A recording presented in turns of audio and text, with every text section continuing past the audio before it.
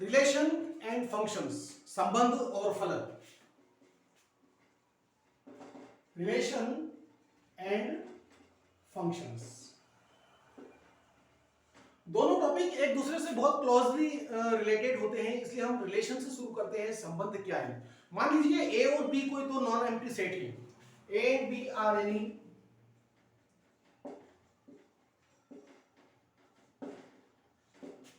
To non empty set. यदि A और B कोई तो नॉन एम्प्टी सेट है तो A cross B Cartesian product of A और and B, A cross B is equal to, इस प्रकार से डिफाइन होगा, A cross B is equal to X Y such that x belongs to A and Y belongs to B.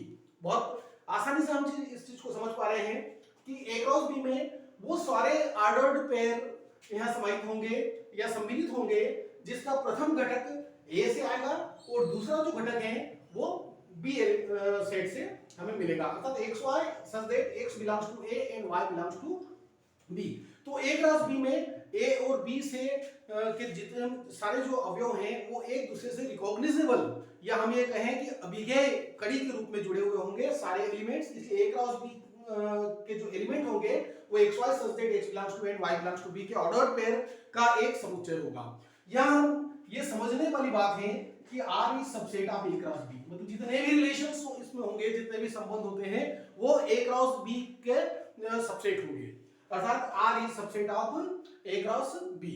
इस प्रकार से हमने ये देखा कि संबंध जो होते हैं वो ए क्रॉस बी का संबंध होता है। अब यहाँ पर एक समझने वाली बात है कि how many elements will be in A cross B and और किस प्रकार से वो ए और बी के जो नंबर ऑफ एलिमेंट्स रिलेट होते हैं। तो यहाँ पे ये समझने वाली बात है कि if number of element of A is equal to P है and number of element of B is equal to Q है, then we find number of element of A cross B will be equal to P into Q.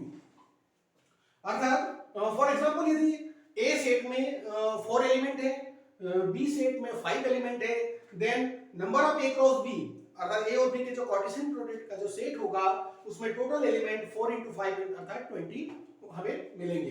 A cross B is equal to P into Q. यहाँ पे एक fact और भी है कि इसके subset के नंबर कितने होंगे, सबसेट की संख्याएं कितनी होगी या उपसमुच्चयों की संख्या कितनी होगी। तो नंबर ऑफ सबसेट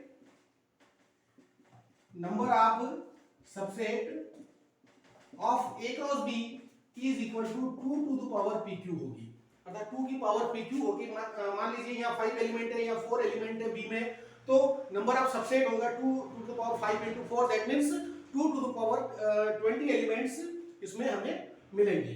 तो इस प्रकार से ये होगा और x और y जो प्रथम घटक है वो a से आएंगे और द्वितीय घटक है जो वो y से आएंगे। अब यहाँ पे हम ये थोड़ा सा समझने वाली बात है कि प्रांत क्या है, परिसर क्या है और सह प्रांत क्या है, कोडोमेन क्या होगा। तो यहाँ हम चलते हैं।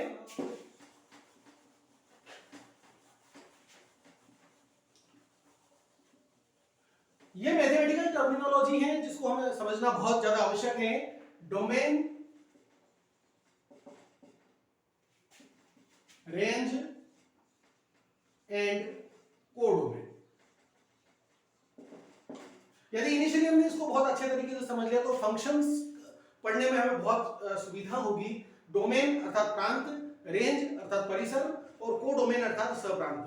तो यहां बहुत आसानी से हम समझ पाएंगे कि मान लीजिए कोई सेट ए है, कोई सेट बी है और बी ए के जो एलिमेंट हैं वो इस प्रकार से हैं।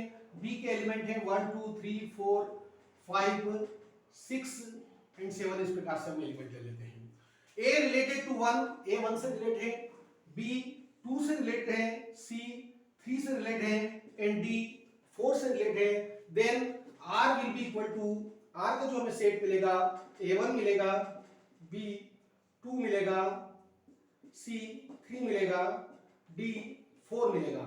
इस प्रकार से हमें रिलेशन का एक सेट मिलता है। तो यहां पर हम ये देख रहे हैं कि प्रथम घटक प्रत्येक क्रमिक युग्म का, एवरी ऑर्डर्ड पेयर का जो प्रथम घटक है, फर्स्ट कंपोनेंट है, वो सारा का जो सेट बनता है उसको हम प्रांत या डोमेन कहते हैं। That means domain will be equal to A B C and D. इसी प्रकार जब हम रेंज की बात करते हैं तो range is equal to second component of ordered pair. R के जितने भी ऑर्डर पेयर है इस सेट में है, उसके जो सेकंड घटक हैं अर्थात जो बी से आते हैं 1 2 3 एंड 4, ये इस संबंध का परिसर होगा अर्थात इसकी रेंज होगी। अब बात आती है कोडोमेन की अर्थात सहप्रांत की। तो सहप्रांत में पूरा के पूरा जो सेट बी होता है वो सहप्रांत कहता है, बी के जितने भी एलिमेंट हैं वो सहप्रांत कहे जाएंगे। तो codomain is equal to 1 2 3 4 5 6 and 7। बहुत ही क्लियर है, डोमेन, कोडोमेन और रेंज को हम बहुत आसानी से समझ पाते हैं। अब थोड़ा सा हम आगे चलते हैं कि किस प्रकार से संबंध जो है वो फंक्शंस की कंडीशन को फुलफिल करते हैं। What is the function?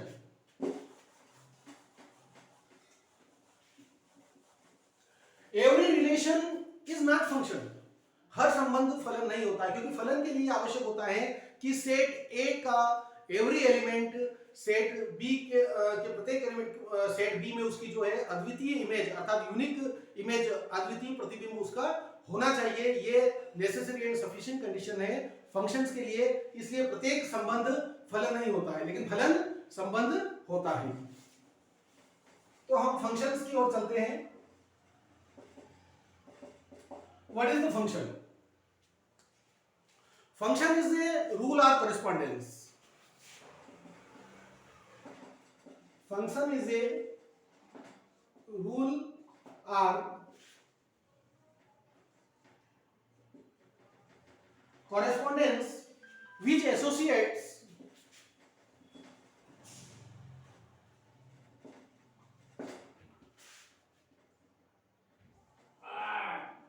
Element of A. Function क्या है? ए और बी के बीच में एक संगतता है, एक नियम है निश्चित, एक सुपरिभाषित नियम होता है जो ए के एलिमेंट को बी के एलिमेंट से रिलेट करता है, संबद्ध करता है। Then function is a rule और correspondence which associates element of A to another set to the another set B। B के दूसरे एलिमेंट से उसको रिलेट करता है। Hence, F is defined F such that A to B called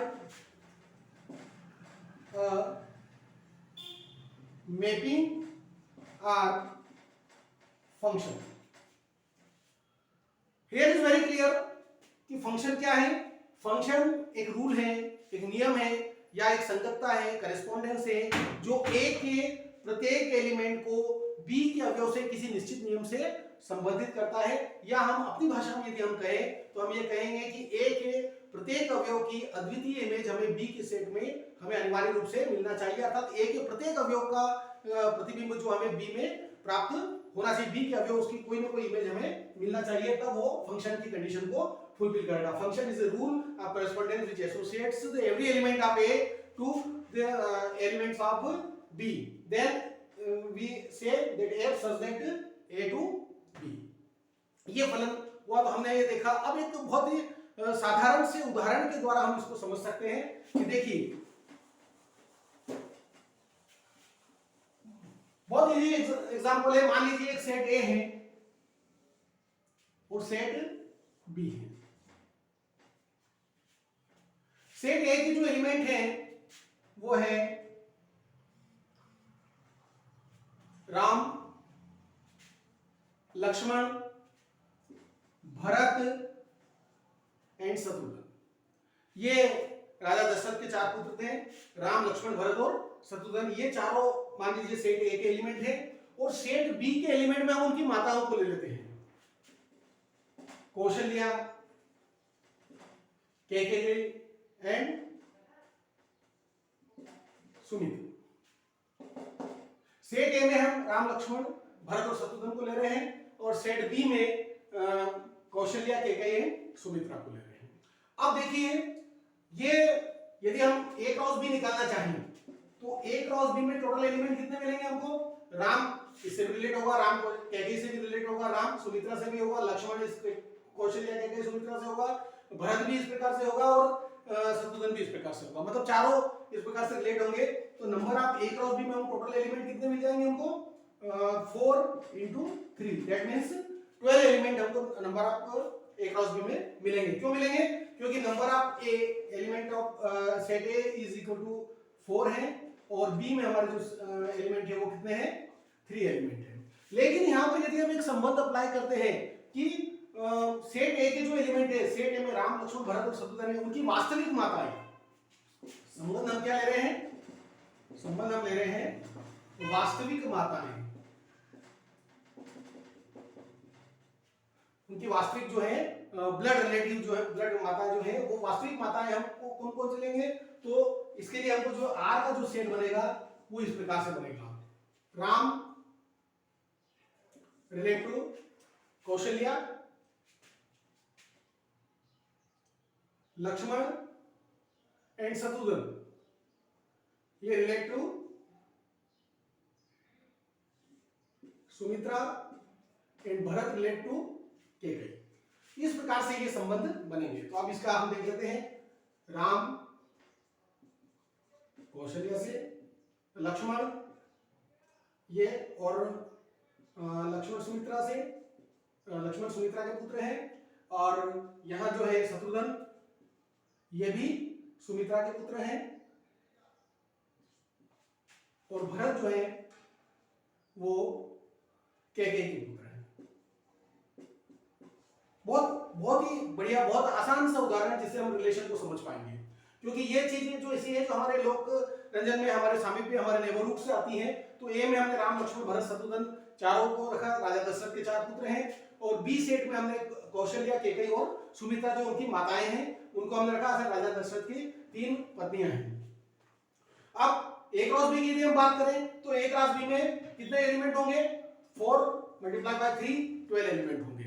लेकिन जब हम इस पे एक संबंध अप्लाई करते हैं वो संबंध है वास्तविक माताएं, अर्थात राम लक्ष्मण भरत शत्रुघ्न की जो वास्तविक माताएं हैं वो हम किस प्रकार से लेंगे? तो R will be equal to Ram किससे रिलेट होगा? कौशल्या से, लक्ष्मण और शत्रुघ्न दोनों किससे रिलेट होंगे? सुमित्रा जो इनकी वास्तविक माता है, और भरत किससे रिलेट होंगे? कैकेयी से रिलेट होंगे। इस प्रकार से हमने देखा कि R के वो LS में इसको शॉर्ट में लिख रहा हूं, LS SS है बी के, इस प्रकार से 4 एलिमेंट हमको R में प्राप्त होंगे। अब इसके प्रांत और परिसर को बहुत आसानी से हम समझ पाएंगे। प्रांत इसका डोमेन क्या होगा? डोमेन में हम ले लेंगे R L B and S, अर्थात राम लक्ष्मण भरत और शत्रुघ्न, ये इसका डोमेन हो जाएगा।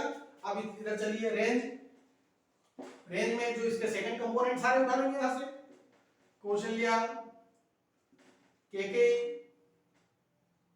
एंड सुमित्रा, और परिसर कोडोमेन, कोडोमेन में भी बी पूरा सेट आ जाएगा, codomain is equal to set B. तो इस प्रकार से हमने रिलेशन को एक उदाहरण के माध्यम से समझा कि राम लक्ष्मण भरत और शत्रुघ्न 4 बेटे हैं, उनकी माताएं कौशल्या केकई सुमित्रा हैं, किस प्रकार रिलेट करते हैं, ए क्रॉस बी में कितने एलिमेंट होंगे, और यदि आर वास्तविक माताएं उसके ऊपर एक रिलेशन हम अप्लाई करते हैं तो किस प्रकार से होंगे, और प्रांत परिसर और कोडोमेन अर्थात उसकी जो सह प्रांत को हमने इस बहुत आसानी से समझा। बहुत बहुत धन्यवाद। जय हिंद, जय भारत।